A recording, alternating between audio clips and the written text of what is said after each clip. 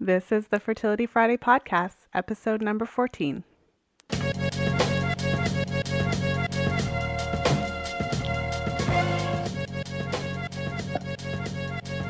Welcome to the 14th episode of the Fertility Friday podcast. Thank you so much for joining me today. I'm Lisa from fertilityfriday.com, and this is your source for information about the fertility awareness method and all things fertility. Please stop by the blog and leave a comment if you enjoyed today's show. You'll find the show notes for today's episode and all the podcast episodes at fertilityfriday.com/podcast. And you can also find me on Twitter at FertileFriday, so please tweet me if you enjoyed today's show. And I'm so excited to welcome today's guest, Colleen Flowers. Colleen is a fertility awareness educator who loves teaching women and couples about their reproductive health from a holistic perspective. Colleen graduated as a Justice Holistic Reproductive Health Practitioner in 2012, and she's been working tirelessly in this field ever since. And her hope is for women to feel educated, encouraged, and empowered about their reproductive health by removing a lot of the mystery of the menstrual cycle. Colleen founded Flowers Fertility in 2011, so that's flowersfertility.com, where she teaches classes and offers private consultations so that women can better understand fertility awareness charting and improve their chances of conceiving or avoiding pregnancy naturally. And today, we're going to be talking all about the menstrual cycle and how important it is, and how it can arguably be considered the fifth vital sign for women. That's just how important it is. So without further ado, welcome to the show, Colleen. Yes, thanks for having me, Lisa. I'm really happy to be here. Oh, thanks so much for coming on the show. I've been looking forward to it all day. Me too. So I did give you a bit of an introduction, but I'd love for you to tell the listeners a bit about yourself and kind of how you ended up working in the field of fertility awareness. Yeah. In 2006, my friend Sherry and I were talking about birth control options, and she told me about fertility awareness, and I rolled my eyes at her and said, Sherry, you can get pregnant any day of your cycle. And she said, you need to go read this book. And so I bought Taking Charge of Your Fertility, and like so many other women, it just changed my life. And I decided that I wanted to become certified and qualified to help other women with their charts and cycles. And so that's why I decided to become educated. Mm-hmm. Yeah, it happens that way as soon as you learn about it. Because I've said it so many times, like once you read the information, I think that everyone's response is just like, how come we didn't learn this stuff before? Oh, yeah, exactly. So for anyone who's listening in for the first time, did you want to kind of talk about what the fertility awareness method is so that they would have a background? Yeah, I can do that. So that's a really easy question to answer. It just means keeping track of changes in your body. But then it can also be a more challenging answer because the fertility awareness method, or what's called FAM, is one part of a larger group called fertility awareness based methods. And so all of these methods look at a woman's cycle and determine certain days to be fertile and other days infertile. And so to understand these different methods, I think that it's good to put them into two subgroups. So there's statistical methods and observational methods. Statistical methods use past fertility information in order to predict future fertility information. And these include things, and you may have heard of them before, like the standard days method using cycle beads, or the outdated rhythm method, the lactational amenorrhea method when a woman is breastfeeding, and then all of the mathematical calculations that charting apps and software use to try and predict our fertile days and our infertile days. So these methods are way better than nothing, and they each have their time and their place. But I think the second subgroup, which is observational methods, is often more effective because it uses real-time data from today to determine fertility. Mm-hmm. And so when we look at the four observational categories, I hope I don't lose you, they include mucus-only methods like Billings, Creighton, 2-day, and then temperature-only methods like the devices LadyComp and BabyComp use. Then there's the symptothermal methods, and that includes mucus and temperature, and this is normally where FAM falls into the mix with books like Taking Charge of Your Fertility and Garden of Fertility, and then methods like Justice, the Couple to Couple League, the Natural Family Planning International group. And then finally, the last one is symptohormonal methods that interpret hormones in your urine, like the Marquette method with the Clear Blue monitor, and then other devices like OvuSense and Ovacure Q. So the symptothermal method and its variations is what I teach. This is often referred to as FAM, which means you're keeping track of the changes in your cervical fluid, changes in your morning temperature, and changes in your cervical position throughout the cycle. Instead of predicting when you're going to be fertile, FAM allows you to answer the question you ask yourself at the end of every day: am I fertile? Yes or no? And then there's one last thing. There's often an ideological difference between the fertility awareness method and natural family planning. So between FAM and NFP, Wikipedia says natural family planning comprises the family planning methods approved by the Roman Catholic Church for both achieving and postponing or avoiding pregnancy. So almost always, NFP has religious teachings associated with it. And in this context, NFP is not considered contraception. It's not considered artificial birth control. It teaches abstinence on fertile days to postpone a pregnancy.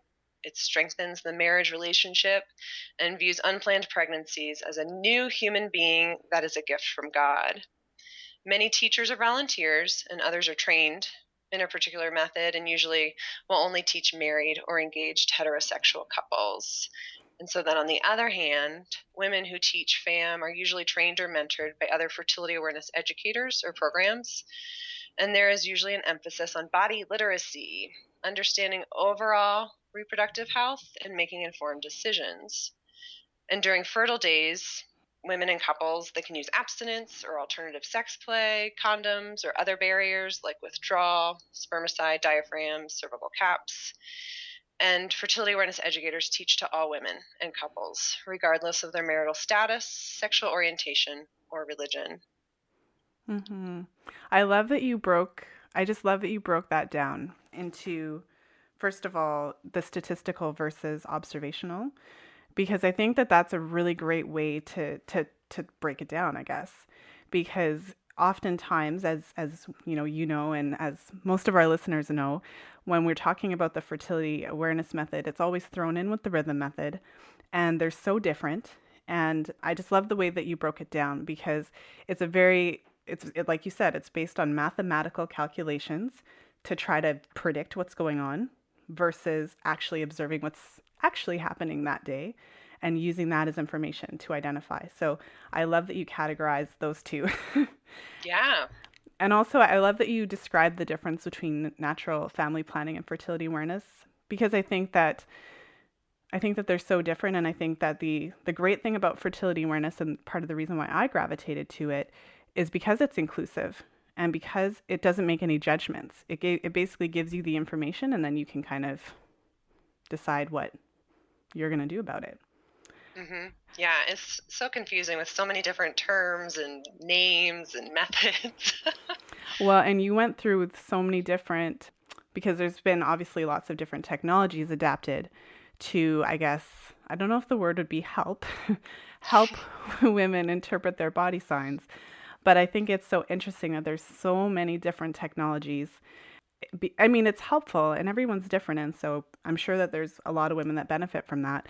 But the interesting thing is that you can learn the fertility awareness method and use a thermometer, a pen, and a paper chart. Exactly. And have this information no matter where you are. So anyways, I just love that you broke that all down. And so now that we've kind of have a basis. Oh, and the other thing that I liked about what you said was kind of differentiating between using temperature only, mucus only, and then the fertility awareness method that uses temperature, mucus, and of course the optional cervical checks if you want to use those. And so, with all of that in mind, why is it even important for women to pay attention to their menstrual cycles? Like, why does it? I mean, I guess obviously the listeners are listening because they're because they know it's important. But I guess why would you say it's important for women to pay attention to their menstrual cycles?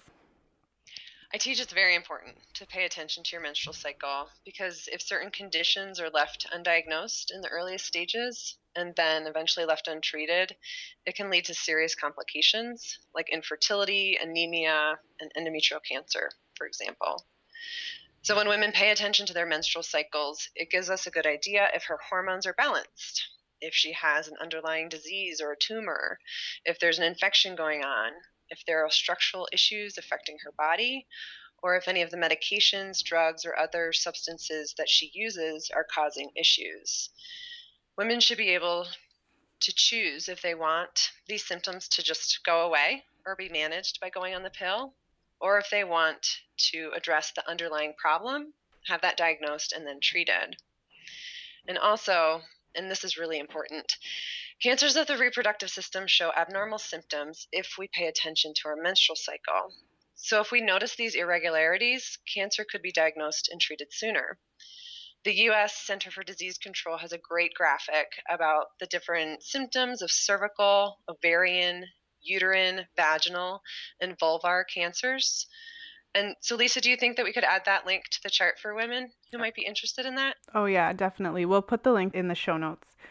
And Perfect. yeah, so they can check that out because that's very interesting that you can tell the specific symptoms of each of those different cancers. hmm And also, when we talk about the importance of paying attention to menstrual cycles, we should also talk about the importance of paying attention to signs around ovulation. So, Mm-hmm. keeping track of changes with vaginal secretions and cervical fluid is important too. Mm-hmm.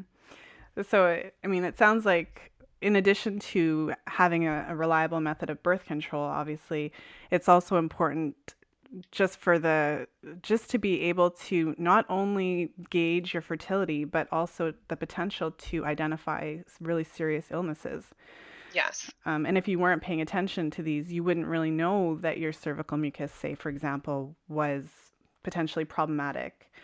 Would you be able to maybe give an example? Because you said that there's all these different symptoms. Would you maybe be able to give an example of something that would indicate a potential problem? Do you mean like for specific cancer or Well, just just some to things in just to general? give the listeners kind of an idea, I guess, because even for myself, I'm not. I mean, I think I would know because I've been charting for so long. I would notice if something was way off, like if I started to see some like a complete discoloration, like I would know this is different and potentially problematic. But maybe hmm for a listener who maybe hasn't even started charting and doesn't have that reference point. Yeah. An example that's often used is ovarian cancer, and they say that ovarian cancer has such a high mortality rate. And some people would argue it has such a high mortality rate because all of the symptoms leading up to it in its early stages are ignored. So Mm-hmm. oftentimes ovarian cancer will start out as like your belly just feels really full. And so you think that there's something going on with your digestion. And then there's other just unspecific pelvic pain. And if you go to your healthcare provider, they might just say like, oh, it's whatever, or just keep an eye on it and things like that. But if a woman is really paying attention and she says, no, this is not how my body is, then ovarian cancer could eventually be detected earlier, and then we wouldn't have such the high rates of death from it. Mm-hmm. As you were saying that, I kind of thought about not every woman experiences the what's it called, Mittelschmerz or whatever it's called, Yeah, Mittelschmerz. Mittelschmerz, which is a word for the pain that a woman may. So obviously, not every woman experiences this, but some women experience like a pain associated with ovulation. And I guess the reason it triggered for me when you were talking about that is because for a woman who's charting her cycle, so for example, if she does notice that she has that type of feeling, every cycle or whatever, hmm and then she notices, like you said, the pain that kind of comes and it's more because she has that frame of reference. Again, she knows this is different and problematic and not to be ignored. So I think that that's a really great point about how important it is just to be aware of what your body's doing and to know Right. what normal looks like. And so when it comes to fertility awareness and cycle charting, I think that a lot of women are drawn to charting around the time that they're trying to conceive. And I think that a lot of women kind of fall into it at that point. I mean, a lot of women also fall into it when they're looking for birth control, or perhaps if they've had trouble with hormonal contraceptives, if they haven't been working for them and they are looking for an alternative.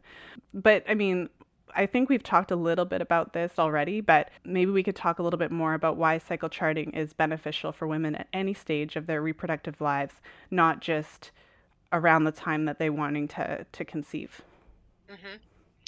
So for simple logistics, charting can tell a girl or a woman when her period is going to start about 2 weeks out, and then the day it's going to start. How awesome is that? I've been charting, as I said, since 2006 and have never wondered, when is my period going to start? Will it be today? Will it be next week? Because I chart, I know about 2 weeks before it will come and then the day it will start. And I love how that freedom feels. Mm-hmm. And then beyond that life-changing logistic, I like to say that charting gives a wonderful window into what's happening in the deep places of our brain and reproductive system. There aren't lights and cameras focused on our ovaries to see exactly what's going on. So these signs on the outside of our body, like cervical mucus and morning temperature, give us a really good idea of what's going on inside of our body. Our cervical fluid can give us some great clues about what's going on with our hormones. Our morning temperature can help us understand that too. And when we pay attention to the 5 parameters of our period, that can tell us if things are functioning normally or not in our body. Okay. And one of the things I wanted to talk about, because I think often menstruation and periods are associated with problems. And Yeah. the only time that we hear about periods, especially in the media, well, the media is a terrible example because the only thing you ever hear about menstruation and periods in the media is how horrible it is, how awful it is, how we should hide it. They call it the curse. Yep, they call it the curse. We should hide it. And I don't know. I feel like as a woman, you spend a portion of your adult life pretending you never have your period because everything we do is to suppress it in a way because it's always considered to be a negative thing. And along those lines, a lot of women obviously struggle with problematic menstruation. So menstruation with pain, which we've talked about on the show, or heavy bleeding. And I don't think that women ever really get the opportunity to understand what a healthy cycle actually looks like. So you mentioned kind of the parameters of a healthy cycle. And so maybe we could talk a little bit about what healthy menstruation actually looks like. Yeah. So before we talk about the almighty normal menstruation, in quotation marks, I like to remind all women that they should consider themselves normal until proven otherwise. It's very common for us to start the other way around. Something is wrong with me, and I have to find out if I'm really okay. So please, take all of this information with a grain of salt and just tuck it into the back of your mind. All of the suggestions I make are just that, suggestions. Take what you like and makes sense for you, and leave what you don't. I love charting. I love cervical fluid, but FAM isn't the best option for every single woman during every reproductive phase of her life because we're all so different. So, what is normal? In his book, The Naprotechnology Revolution, Dr. Thomas Hilgers discusses his extensive research into what a normal menstrual cycle looks like. A true menstruation is defined as bleeding that occurs 1 to 2 weeks after we ovulate.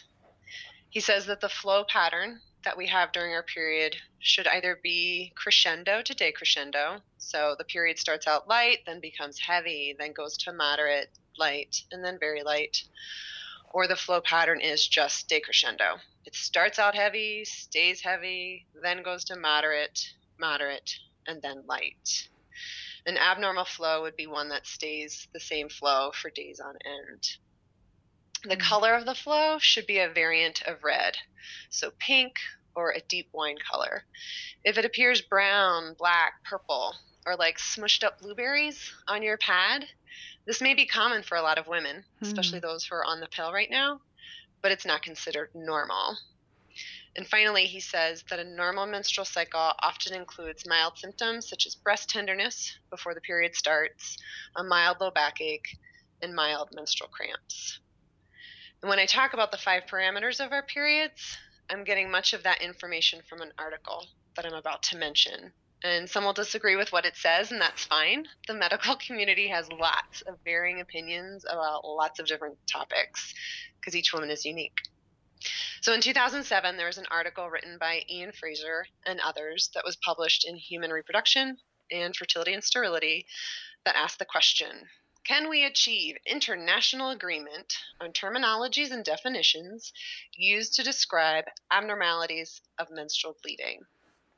The article's information is based on decades of international data.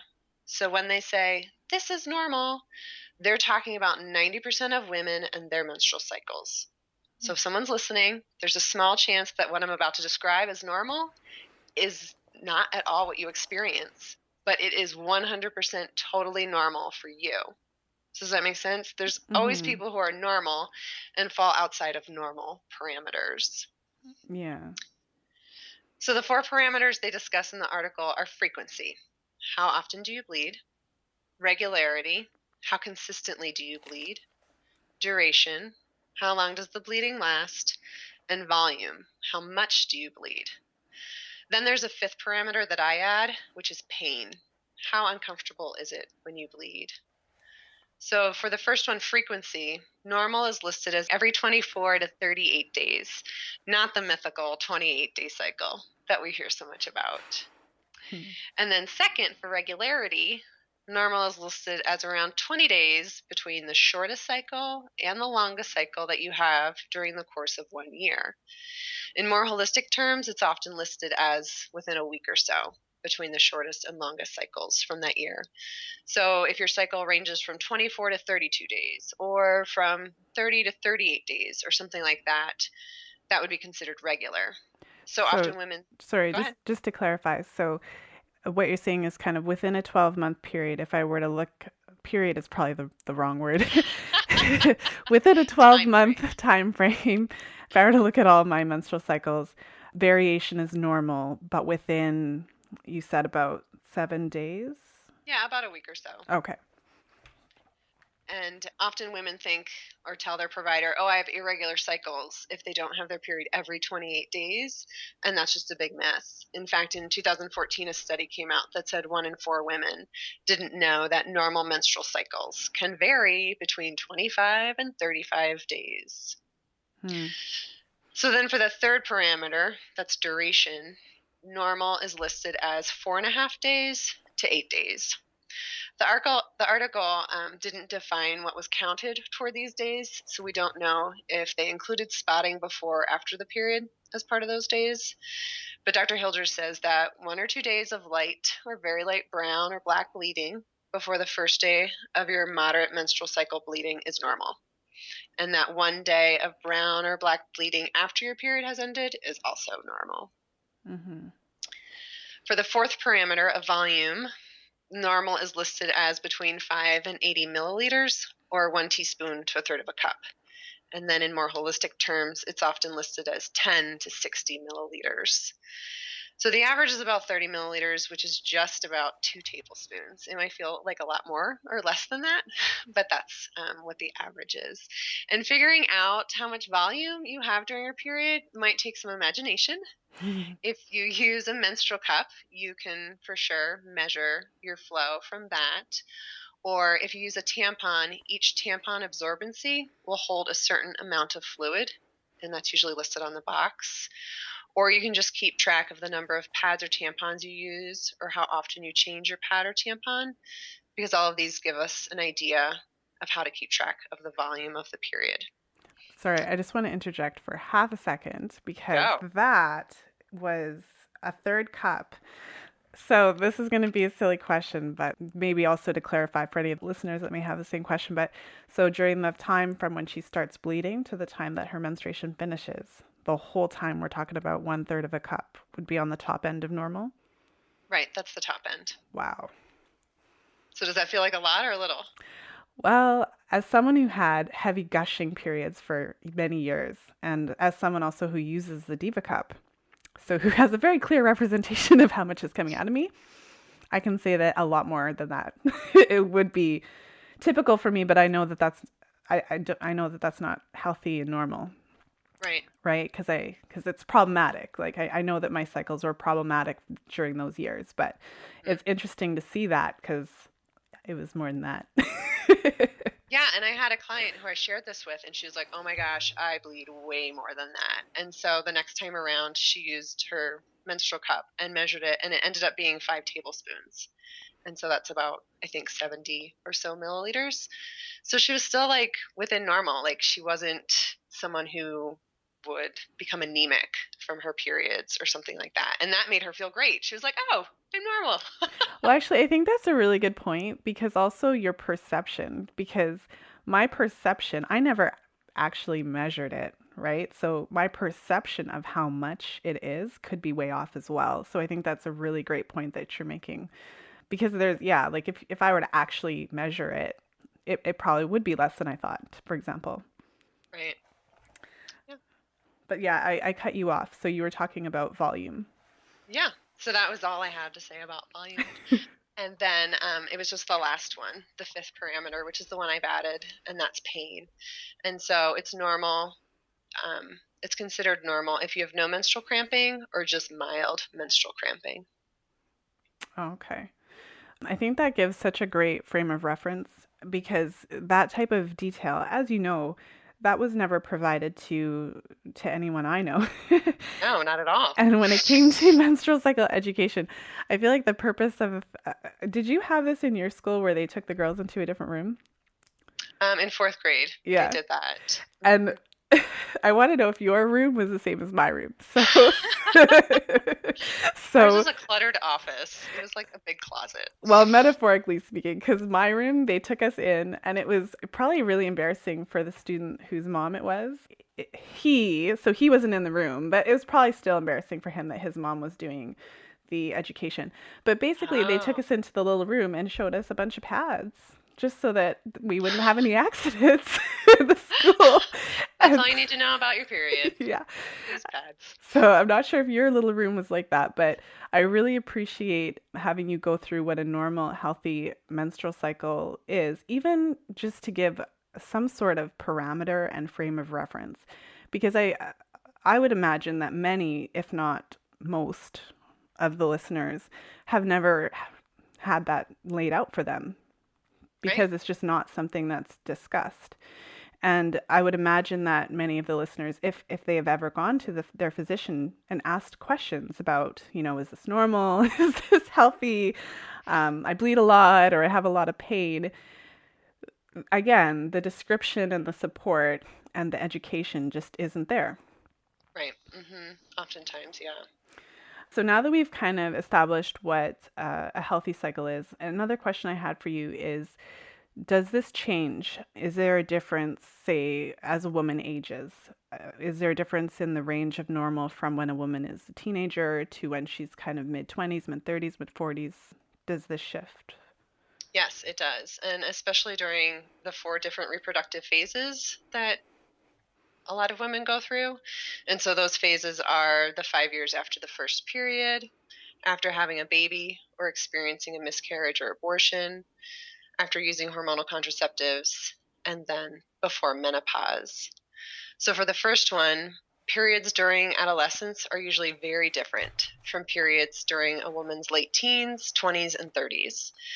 The 5 years after the first period can be a little different because the reproductive system and the hormones are changing and developing. So for girls, normal frequency ranges from 21 days to 45 days. So that's a little bit of a bigger frequency gap. And then for normal regularity, it can be up to 90 days. If it's longer than 3 months since her last period, that is not considered normal, even for teens, and that should be evaluated by a healthcare provider. Lots of times they're like, "Oh, you're a teenager, it's going to be weird," but more than 3 months isn't normal. And then a normal duration for a girl can be a little bit shorter. So their period just lasts 3 to 7 days, and the volume might be a little bit lighter. And all of this is due to the fact that girls sometimes aren't ovulating regularly yet. And for girls who get their first period when they are 14 years or older, it may take 8 to 12 years for their cycles to be fully ovulatory, which means she may not experience normal menstrual cycles until she's like 22 or 26 years old. Wow. Yes. And so it's easy for a healthcare provider to put a girl on the pill to regulate her cycle. But there are recommendations from the medical community to instead investigate the cause of the abnormality that's occurring. Oftentimes it's something like PCOS, and then to treat her specifically for that disorder. The pill is not recommended for treating pelvic pain in teens because it does not help with ovarian cysts. And some would even argue that using hormonal contraceptives during those 5 years may stunt the full development and expression of her reproductive system. And then finally, if a girl is 15 and hasn't gotten her first period yet, she should also be evaluated.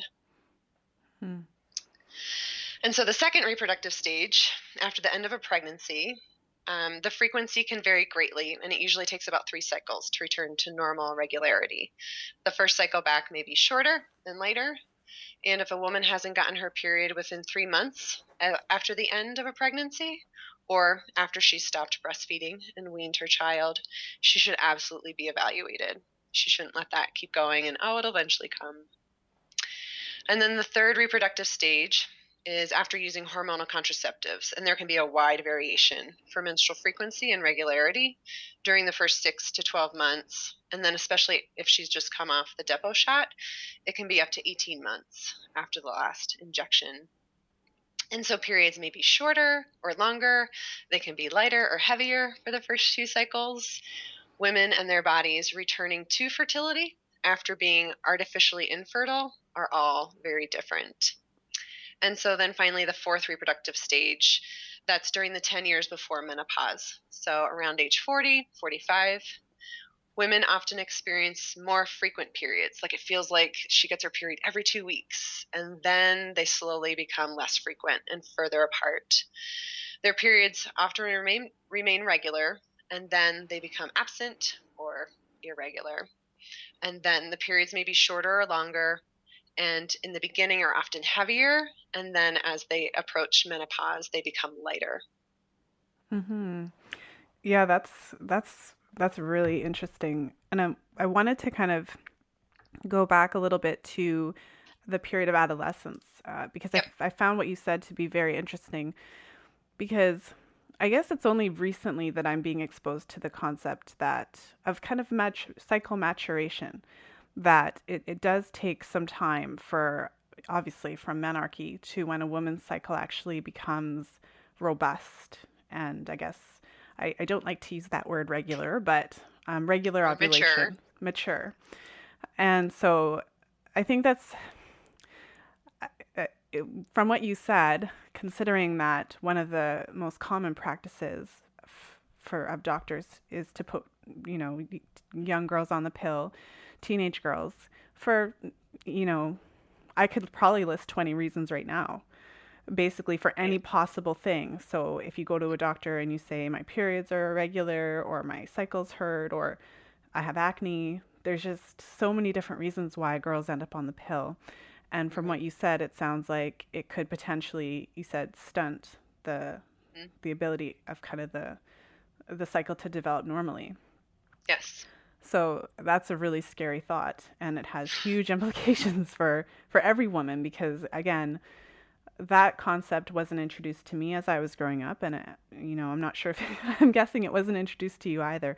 The concept that your cycles have to develop. Yeah, and her body has to develop as well.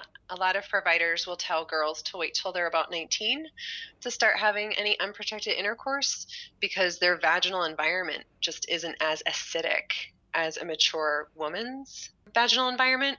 And so girls are often more susceptible to contracting STIs and other infections. That's really important to know. And I just think that the message that I received when I was growing up, because I think it goes even deeper than what I've often said on the podcast, which is the message that we're fertile all the time, because that's what we were told. But I think it goes deeper than that, because in addition to that message, we were also told kind of from the first period, you're fertile.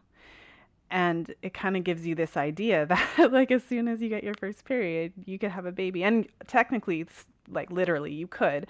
But Yeah. what I'm learning here today is that, the young girl's menstrual cycle and just because she has her period, it doesn't mean it's all developed.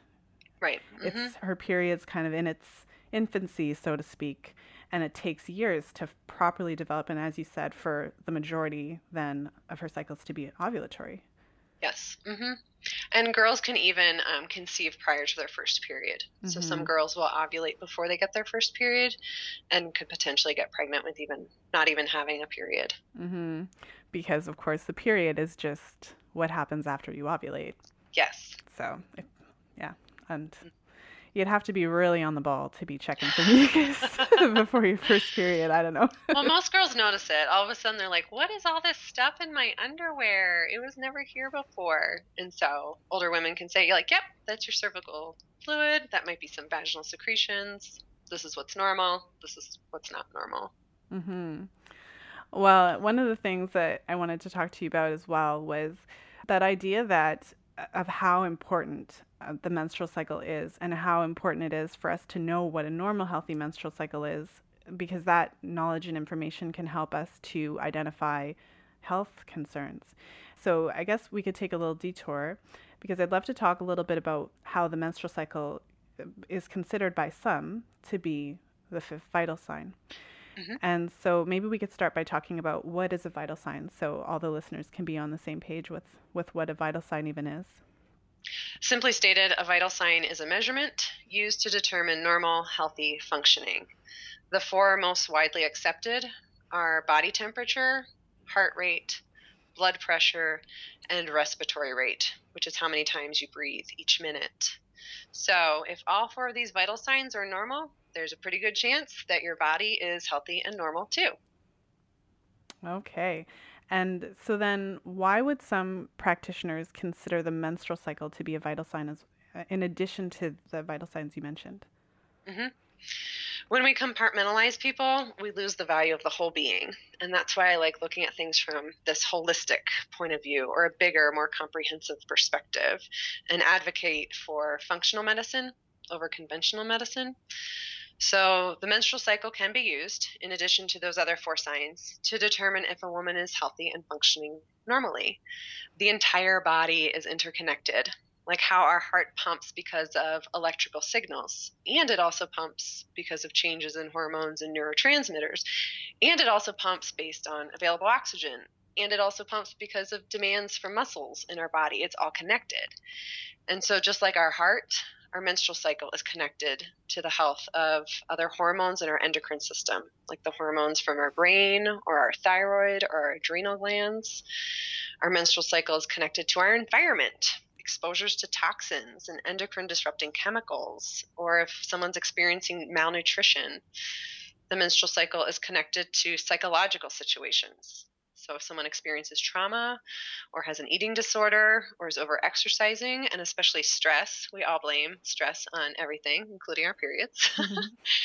And the menstrual cycle is connected to other diseases or infections in our body, like cystic fibrosis, autoimmune diseases, bleeding disorders, and infections, and as I said before, cancers of the reproductive system.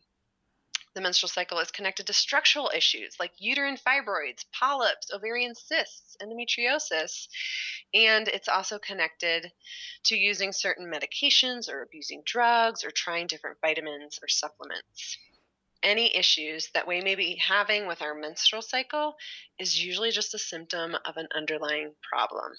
And then, if we address that real problem, whether it's stress or hormonal imbalance or disease, then the symptom of the menstrual issues will usually resolve as the real problem is treated and starts to go away. Mm-hmm. I always say that I think that's one of the kind of unexpected benefits of cycle charting. I feel like you kind of get into it thinking naturally that it's going to be a wonderful method of birth control and a great way to be able to improve your chances of conception. And I think most women are pleasantly surprised at how impactful it can be and how much information you can gather from your chart. even if you don't understand what you're seeing, if you're able to work with a practitioner or work with a fertility awareness educator or naturopathic doctor, it can help you to really understand. But at least you have that basis of, I'm seeing this change, or I'm seeing this problem, and it gives you so much more information than you ever really would have thought. Yeah, it gives you a language to talk about it instead of just like, I don't know, it's not like it was before. Exactly. Yeah, you could be pretty specific. My temperatures used to be in this range, but now they've dipped this much. Mm-hmm. Could that be indicative of a thyroid problem? Or, Mm-hmm. I don't have any cervical mucus ever. I check. Could that be an indication of suboptimal fertility? So it really gives you an ability to, like you said, have the language. Yeah. So when it comes to, because yeah, you just gave a beautiful description of the different ways that your menstrual cycle can basically kind of be a thermostat. That's kind of what it is. It's like a thermostat in your body that lets you know where you are. And you mentioned all the different things that can have an impact on it. And I think that's why it's so fantastic if you're at a point where you're wanting to make some changes, or, dietary, lifestyle, whatever it is, you can actually see those things reflected in your menstrual cycle, which is kind of cool. Mm-hmm. Kind of tells you how you're doing. So for a woman then who's kind of just starting to chart, or has been charting for a long time, how would a woman know if there's a problem with her menstrual cycle? I mean, I guess we've talked a lot about what normal and healthy is. So obviously, Mm-hmm. if it falls outside of those parameters, but maybe you could just talk about that a little bit. If her periods consistently aren't within the 5 parameters I mentioned before, I would encourage her to talk to her midwife or her doctor. If she has a short period once a year, or a painful period once a year, or a heavy or very light period once a year, I don't think that would be concerning. So if we can control for age, if she's a teenager or starting to go through menopause, if we control for recent pregnancy or breastfeeding history, or recent hormonal contraceptive use, this is what I would say that some of the signs of a problem would be with a menstrual cycle. So the first one is if the frequency of her period is often less than 24 days or is often more than 38 days. The second one is if she's had no period for 6 months, or an irregularity of more than 20 days between the longest and shortest cycles. So she has a 30-day cycle, a 60-day cycle, a 20-day cycle, an 80-day cycle. I would go talk to somebody.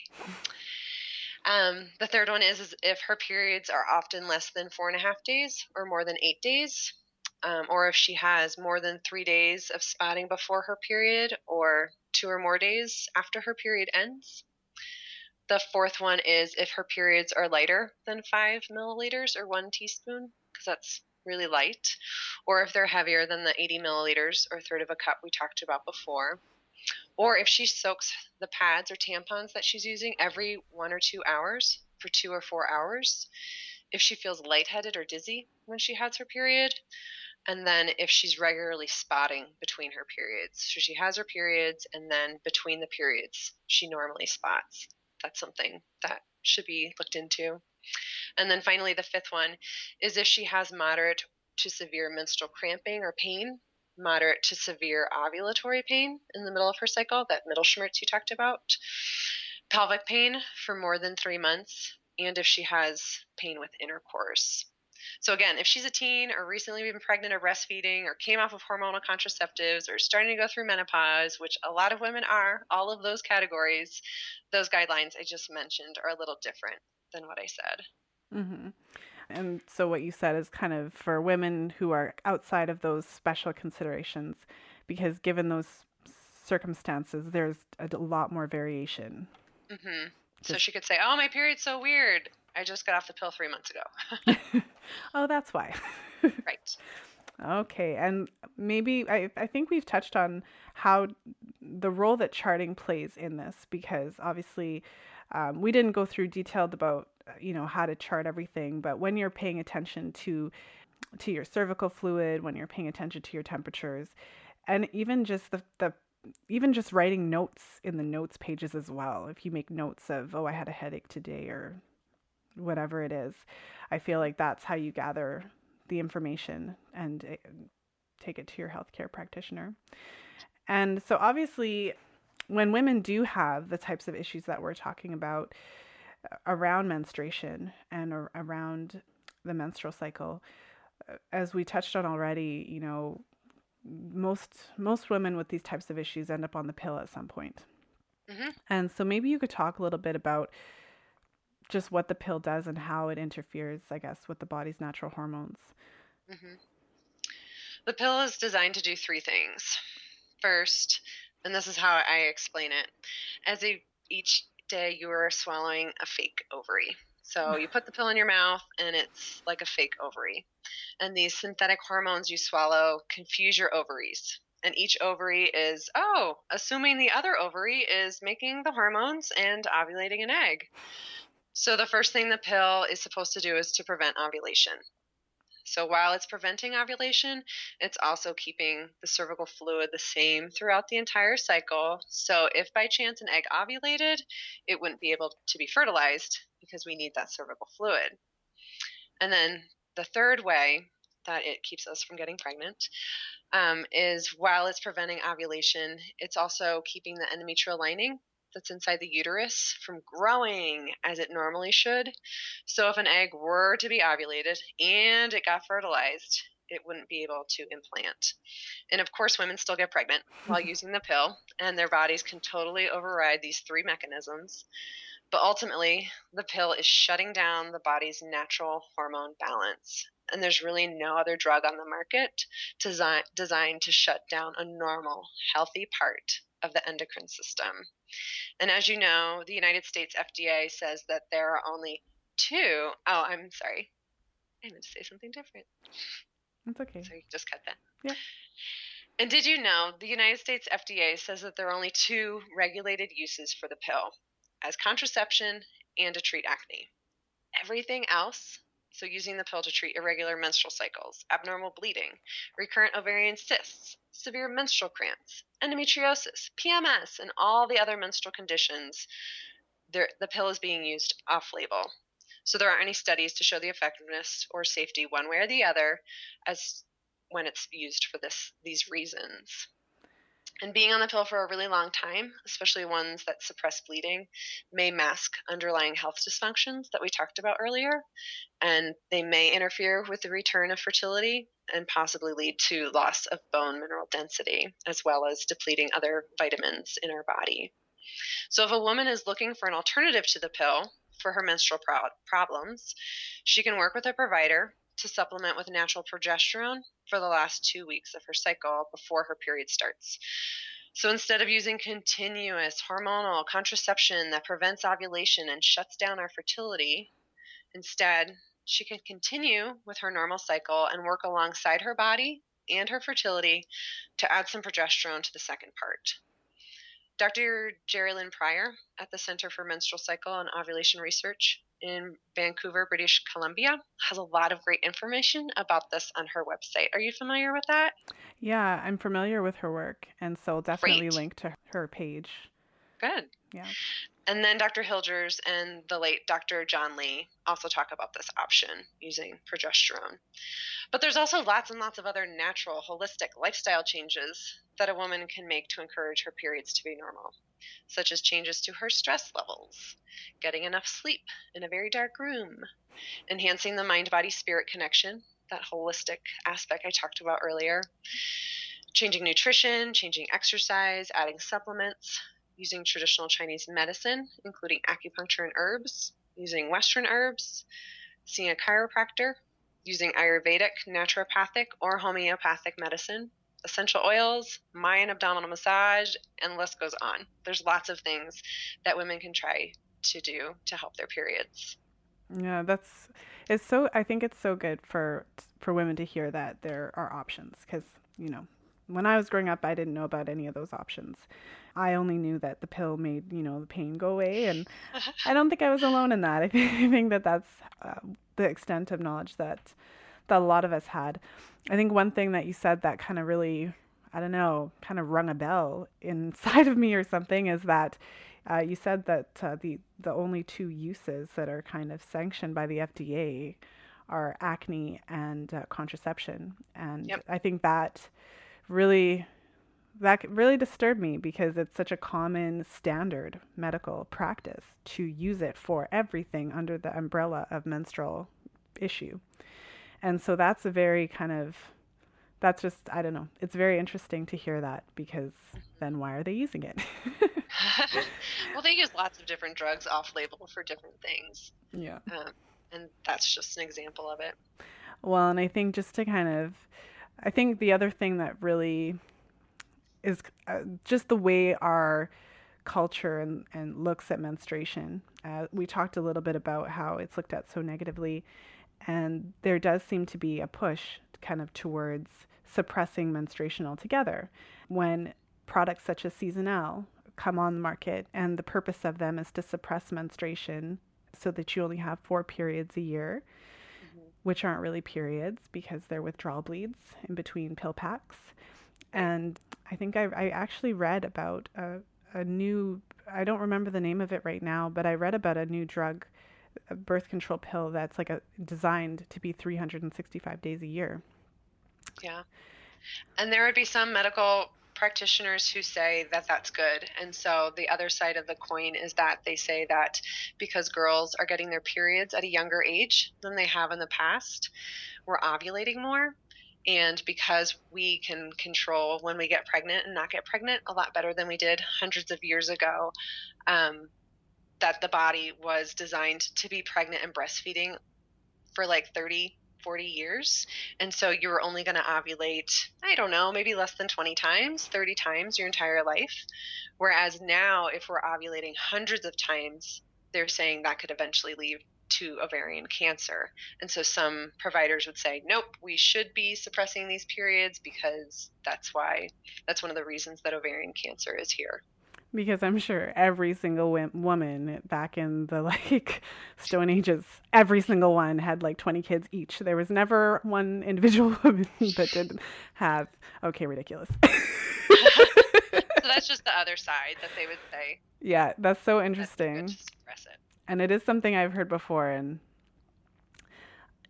I don't even know what to say about that because, again, as you said earlier, it's the only drug that's basically used to suppress a healthy, natural process. Yeah. So I think that speaks for itself.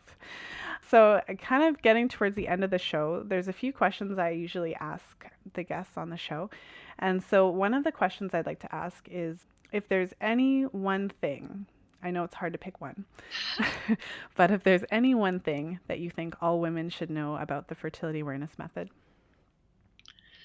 I think that they should know that it's easy to learn and simple to use, and women are smart. They don't need a whole bunch of special devices that live in their vagina or on their arm that tell them when they're fertile and infertile. You can absolutely use that. But you also totally have the ability and everything around you to be able to look at your body and answer the question, am I fertile, yes or no? And of course, women will go through different phases of, it's kind of questionable right now. Like if you have a yeast infection, you can't use that during that time. Or after having a baby, if you haven't met with somebody to go through your charts and figure it out during that time, or as you approach menopause. But women are smart. And if they want to use FAM, they can use FAM. I think that's great advice, and I totally agree. What do you think is the most important thing for women to know about the birth control pill? I just really encourage women to do what's called informed consent, where they know all of the side effects, all the potential risks, and they say, yes, this is what I'm signing up for. I totally know that. And so with friends of mine that have come to me and say, Colleen, I'm thinking about using this form of contraception, I say, great. This is what I know about it. These are the pros, these are the cons, and then she goes and makes her decision. 6 months later, she may text me and be like, you were totally right. I have this horrible side effect. But at least I knew to expect it, and now I can try a different form of contraception, or I can try some natural things to minimize this side effect. And so don't just take what is told is best for you. Say like, yeah, I agree. This is the best choice for me. Yeah, I think that's such a good piece of information. I think that often when you're in the doctor's office, you kind of forget that you don't have to say yes. No matter what they say, you can actually say no because you're an adult. I even forget sometimes. What would you say is one of the most common myths or misunderstandings about the fertility awareness method? There's probably two. One, that it doesn't work. And if you're trying to avoid pregnancy, you're going to get pregnant. And the second one is that, oh, it's just too complicated. There's lots of life skills that at the beginning you kind of feel maybe a little bit out of a loss. Like if you learned how to play a musical instrument or learned how to dance or learned how to drive a car, like in the beginning, you're like, I have no idea what I'm doing. But there is someone there to help you, to give you the confidence, to let you know, yes, you're on the right path. Or, hey, I would maybe do it a little bit like this so that you have a higher chance of success. And so, just like anything else in life, once you invest in it, it's so worthwhile. Mm-hmm.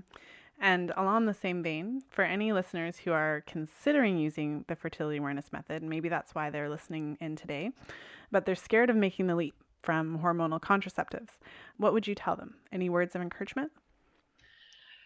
That if you have stumbled across this, not many people know about it. It came across your path for a reason and you're drawn to it. And so to really honor that and follow that down.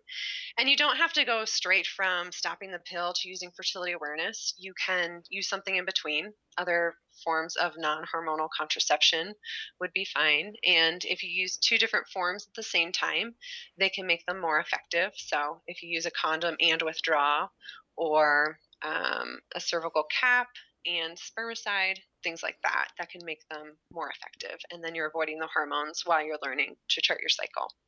Okay, and one last question. For any listeners who are currently on the pill and are considering coming off but are not ready to have kids right now, but they know they might want to have kids within the next 2 to 3 years, what advice, if any, would you give to them?